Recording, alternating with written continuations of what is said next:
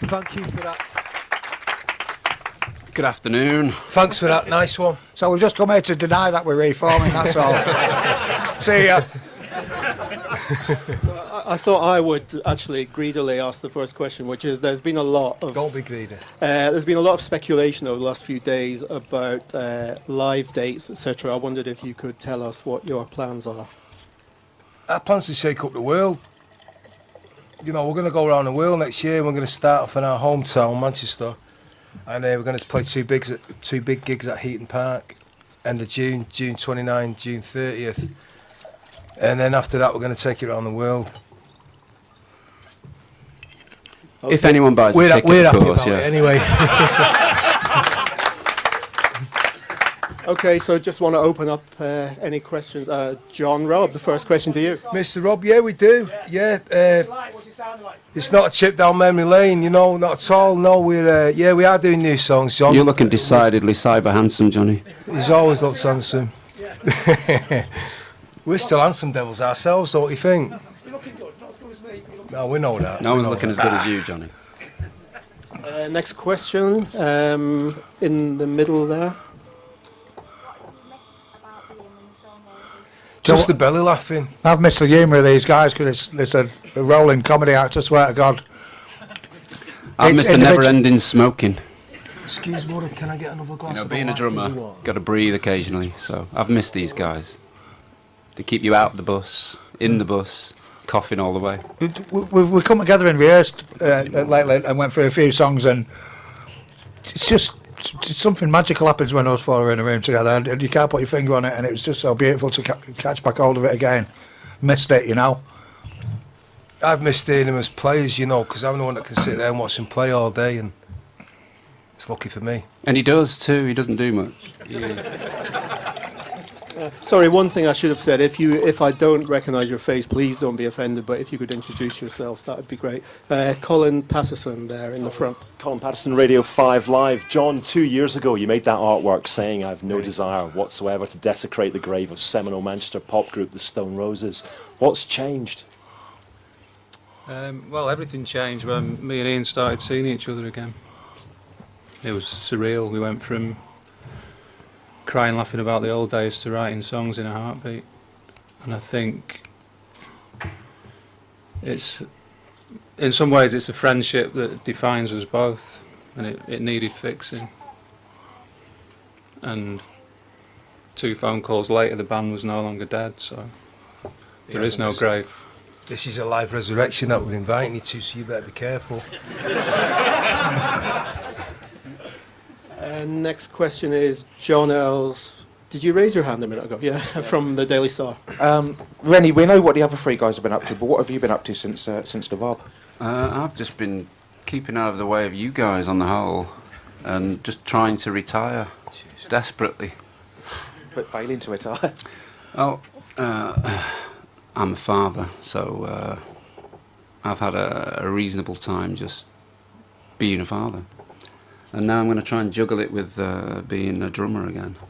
I thought I was too old to drum, and I probably am too old to drum. But I've got 8 months to prepare to drum. And these guys are all on smokers' wagons, so it sounds interesting. He's just being bashful, he's still got it. Sorry, next question is Matt Everett in the front there. Hello, Matt Everett, 6 Music, Radio 2 BBC. Didn't recognise you that toss, Matt. It's pretty distinguished. Do you like it? Do you like it? It's nice, yeah. Very gentlemanly. You mentioned new material. An album's worth of new material. We'll be putting out a new record. We hope so, but we said that before, didn't we? I mean, is it going to be a press conference in like 12 years to announce the album coming out? Yeah, we don't know that. We don't know really. New music is God we knows. Just God knows. We keep writing, and if it's our standards, we'll go. Yeah. We're not here to destroy anything, you know. It's as precious to us as what it is to someone who's followed us for years. You know, I've heard a few people saying, "Oh, you shouldn't do it. You're going to destroy the legacy." You got to understand that we've not intention. played much yet. We've been, you know, circling around each other for a while, and it's just it's like joining a new band with ghostly kind of presences. It's a strange phenomenon, you know. It's like a language that we all used to speak that we've not spoken for a while. It's a strange thing, yeah. It's like some kind of recessive gene suddenly sticking out and coming and taking away your day. That's it. It's all gone. What I used to know as a day life has just disappeared. So, you know, the phones go. Next thing you know, your street goes. Next thing you know, the music that you were thinking of disappears because these guys get involved and everything changes. All right. Next question. The How second you row. doing, Ken Sweeney from the Irish Independent? Any plans for a date in Ireland? And any Always memories? got plans for dates in Ireland, yeah. Any memories of Fela in And then we'll do some '95? shows as well. Right, so next year. I'd like to get over to Dublin and do a couple of nights at McGonagall's. Okay, you had to fight your way out the first time you played there, didn't you? Hey, see, that failure in '95 was probably the second greatest show the Roses ever played, second behind Glasgow Green, in my humble estimations. Magical. There were plans to put that out on a live album, or there was some debate about that Well, we, happening. we put some live tracks out as a free giveaway with something. That's Oh, still it's up in the air. amazing. Okay. Brilliant. I don't For think sure. I'm very good on that. After Manchester So, Island's we'll leave that. next on our list always, yeah. There was just one last quote. Apparently, you said at one point you wanted to save the world from U2. Do you still feel like that? Nonsense, you We'll have two are another go. wonderful. We'll have another go, yeah. I quite like you two. And There's also, nothing wrong with you two. I like Bono, was my mate, man. it was two said are that it was said that Acton Baby was very influenced by the Roses. Well, What as would you far as say to I'm that? concerned, I've stolen from Larry Mullen's career for years. You know, without Larry, I wouldn't be able to stomp and sing. It'd be difficult. I mean, you know, I owe debts to the Bundu Boys, Larry Mullen, Stuart Copeland. You know, no, they're good players and they're great songwriters. So Phil I think Collins the out. Bobbins could put that on record. Actually Bobbins. Also Once in the made me second row cry. there. Sorry. Hi, Sarah Walters from the Manchester Evening News. Hiya. Hiya. You said that it all changed when you came back together, but what was the event that brought you back together? And generally, how does it affect all the projects that you've all been doing? Will you all carry on with those? It was the loss of Manny's mum. That started the chain of events that brought us all to this room today. It's weird how it can be just be one mad thing and fix a lot of wrongs, isn't it? You know what I mean? We think of beautiful things come out of a really sad situation. So that's nice, you know. It's good. Good things can come out of fucking grey clouds, yeah? we'll see how Nice. beautiful it is when it's on record and on stage. Yeah, do you know, they might go tits up, seriously, but you never know. But that's Long the way to go between now and that's the tightrope Eden we Park. walk. Yeah. I don't think, you know, where I'm concerned with Primal Scream, I'm going to have to back off, and you know, it's been heartbreaking with them because they've been my family for the last 15 years, you know, and they've really saved my arse. They might be saving your ass again in a They couple might be saving my of arse weeks. again in a couple of weeks. So I won't definitely. But we've talked, and they just said that they know where I am with it, and I've always had it on my mind, and I've never written it off. So I've been allowed to go follow my dream, you know. So I eternally will be grateful to them for that. For me, I've parked my solo thing in a lay-by and jumped in another vehicle, and I'm in that now. Next question, Hamish from NME. Is this going to go on forever, or is it just for the summer? Nothing goes on forever, Who'd Hamish. be able to answer any question like that? Life's a day at a time, innit? I mean, I'll be happy if it goes on for 12 months. Right. You know, we're not teenagers. I mean, I'm going to be at least 36 when this thing starts. to kick off. It's basically it's a suck it and see thing, Hamish. You know, if we're enjoying it and the music's coming and it's credible, then why stop doing it? We'll you know? ride it till the wheels fall off like we did last time. And they did fall off, didn't they? See, that's a phrase we can take from the U2. Rattle and hum. It rattles and hums, and then it'll fall to bits. You got to test it to the limit and then just break it. Okay, just behind Hamish. Yeah. Jane Witherspoon from Sky News. Have you guys still got it in you, and what makes you think it's going to be different this time round? If we didn't think we'd have it in us, we wouldn't be sat here wasting our own time, never mind anybody else's time. We've got kids. There's no way we're coming out to show ourselves up. As far as I'm saying, there's no one in I'm going to say the world that can play like these three together. It's an old thing that bands don't do anymore. When there's players together, that unseen member comes in. There's something happening musically, like an undercarriage that is just there. That's magical. So we're going to bring that out, and we're going to ride that as long as we can. I always said I would never do it before I reached 90. So, Nearly there. well, I'm there. There's my 90 chip sandwich. It's getting a bit surreal now, isn't it? I'm scared. What the fuck have I done? You should be. You should be, boy. Next one is, yeah, there. And then you next, Neil. Hi, I'm May, Nissim Digital Spy. Manny, a couple of years ago you said that when these guys were saying it wouldn't happen, that if enough money was waved there, it would happen. Well, that's probably me being flippant and petulant. It's never been about the money. You know, I've been out constantly on tour for the last 15 years since the Roses finished, and I get stopped in every city of every country in the world every day, and I stop people. Will it happen? It's been nice to you know, people have probably got dreams that they want to see happen. It'd be nice to satisfy their dreams and get it done. You know what I mean? Because I'm getting fucking sick of being asked a question and answering it. The money's always been on the table. You know, we could have took that money any time we wanted. Every year, 2-3 times a year, we've had offers. You know, all the way down the line. And secondly, there's lots of rumours of you playing some of the big summer festivals next year. Reading and Via have been mentioned. Is there anything you can say about that yet? At the moment, they're we just have rumours, Manchester. That's just it. rumours, them, aren't they? Thanks And a as lot. far as why, we're all chasing 50. And as far as drummers are concerned, you should really quit at 35. Cool, thank you. Neil McCormack, Daily Telegraph. Quit cage fighting, definitely. Why did you all deny it so vociferously, you know, for so long? You know, if anybody suggested it, you all came down, or those who were speaking very heavily against it, except actually Manny. And yeah, so why was it such a no-go area for so long? Because we've not seen each other, so how can you bring a band with a spirit to warm people up and lift people up if you've not even spoken to each other, you know? I didn't think I could do it. Simple as that. I've never seen anyone our age do what we're attempting to do. It's like Everest. Great. Bring it on, man. Sounds heroic, right? All right, you, John. Superb. Show me the mountain and I will fucking I just didn't think climb we it. could do it. Didn't think we could do it. We What got about in you, a John? room Why, and, maybe I was why were wrong. you so against it?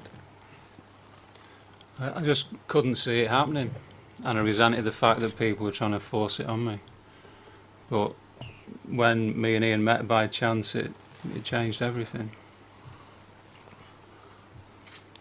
It completely changed my outlook. It made me think it was possible. It might even be enjoyable. And that's turned out to be the case. We've rehearsed, we've written songs, and in some ways it seems like 15 years ago was yesterday. You know, it's really does. Quite strange. It just felt so natural when we got back in that room. It was uncanny, unreal, man. You couldn't put a Rizzler paper between the 15 years of gap. It was that close, you know. I had to go, though. I've seen you, mate. You said how you've had 2 or 3 opportunities a year to do this, and you know you're saying there's no reason, obviously, for now. But I just wondered what you'd have to say about Sean Ryder's comment that it's amazing what a divorce. Any comment Sean Ryder makes is all right with me. Yeah. I mean, is there any truth in that? There's always truth in Sean Ryder's comments. Okay. Cheers.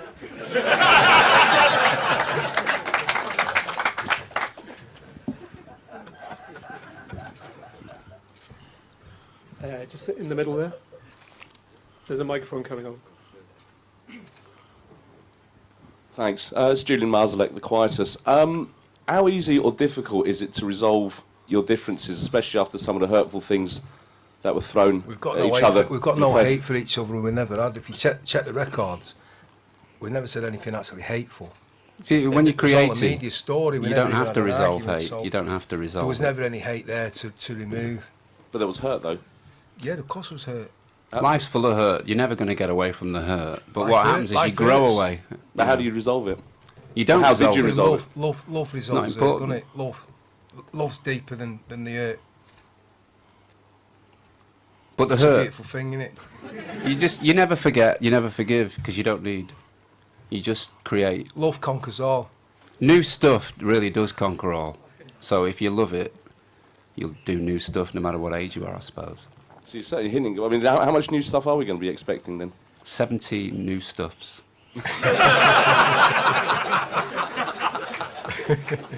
Looking forward to that. Oh, hi. Yep, just Lee Zomazimba from BBC News. Ian, you in particular, bands reform for all sorts of reasons. You say it's not about the money, you've always had the opportunity. Sum up for us why you've decided to take this step now. Because I think we're great, and I think we've still got it, and I think we've still got something to give to people, and I think that in times like this we can uplift people, and we're doing it for ourselves, I'm not going to lie. But we wanted to announce our reunion the day after the riots, but it was important to me, in particular, that we played together before we announced to everyone, you know, just in case someone said, you know, we played together. No, well, how do you know it's not going to be shit? Well, I know it's not going to be shit because we played together and it sounds magic. It's just, you know, we did want to announce it after the riots for that, you know. He really does think that we're a pretty competent band, you know, because he does spend a lot of time watching us, and he does. He's this is a great day for all positive thinkers, you know. Okay, Fraser. Yep. I'm Paul from Cool Media. Being from Newport, firstly, Ian, I'd like to know if you got rid of that Cardiff City shirt you put on like 15 years ago. I only did it to get you that city word, didn't it? No, bit of tribalism. Yeah, I'm anti-tribalism. Yeah, it's where you're at, not where you're from, isn't it? Are any of the kids showing any musical sort of aspirations? Are there going to be a I never talk about my kids to the assembled world press. Okay. It's a habit that I've sunken into over the last 16 years. Okay, but the Cardiff City top's gone, yeah? Next one, John Bennett from Sky. Ian, what was the first thing that they played and what was it like? What was the first song? Shoot You Down. Shoot You Down. Sounded great, funky. What was it like for you? I mean, you'd Beautiful. spent... And you were going to quickly talk... Like a treat.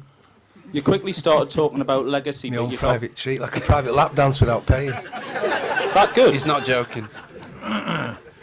Did it sound like the old days, though? It sounded better than the old days. It didn't sound like the old days. For the start, Manny's had another 15 years playing, so he's a better player than he was 15 years ago. We're saying it was shit now somewhere. He's even better. No, these two were pretty good. John and I are pretty rusty.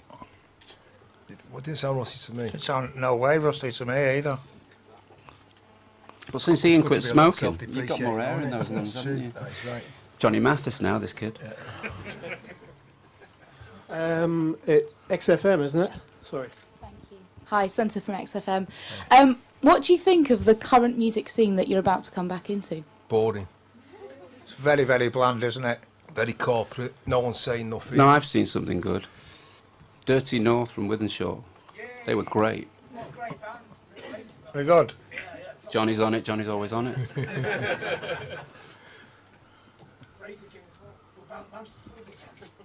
Oh, it has been, John.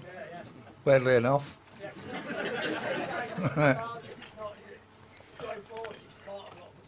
That's right. We can't help it. We've been out before. Give this man a microphone. We've got time for 2 more questions, if anybody. You should write some of these thoughts down, you know. So, just in the middle there. It's Natalie Williams from BBC Radio Manchester. I want to know how important it was for you to make your comeback in Manchester.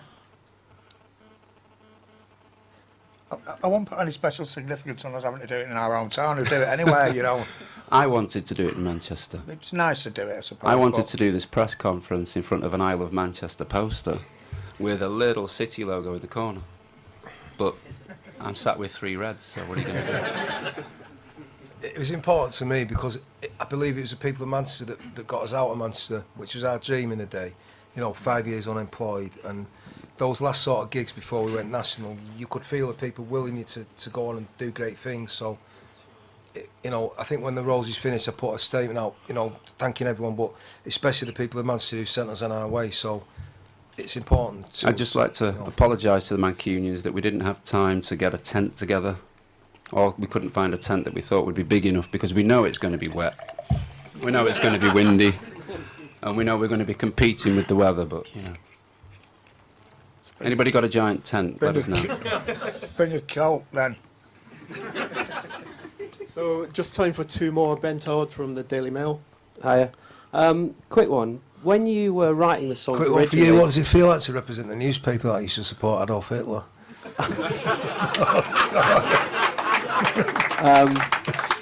Who supports the bank of Kabbalists that are ruining the world? I'm not going to go into that at the moment. Well, I am. We'll have a chat about it another time. Did you vote Tory? No. No one ever votes Tory, did they? Quick one. When you were writing the songs and first performing them at Empress Ballroom at Manchester, etc., in the late 80s, That's in Blackpool, the Empress Ballroom. Yeah, no. Yeah. I'm from Blackpool. Yeah. Oh, right. Did you think 20 years later they'd still be so regarded by sort of the world's music press, by people everywhere? Did you think they'd stand the test of time as much as they have? Didn't think we'd be alive 20 years later. We just made them for that time, didn't we? We didn't know that. No, of course not. And have you, sorry to go on, have you, on the second album, that seems to be getting more of a positive press in the last sort of few years. Do you think that's about bloody time it's got? We don't care what people think about us or our music. We never have, and hopefully we never will. Okay. And then Gordon Smart from The Sun, and then we'll wind up with Matt Everett. Manny, it's obviously been a really emotional year for you. Can you just explain what it was like for you when you saw those two lads patching it back up again? It was amazing. It's somewhat bizarre, but it's beautiful. I've always wanted him to do it, and even if the band never reformed, I always wanted him to remake the friendship, Rock and roll's more than just music, isn't it? So yeah, it's good on many different levels, Gordon. Thank you. Where's Cressa?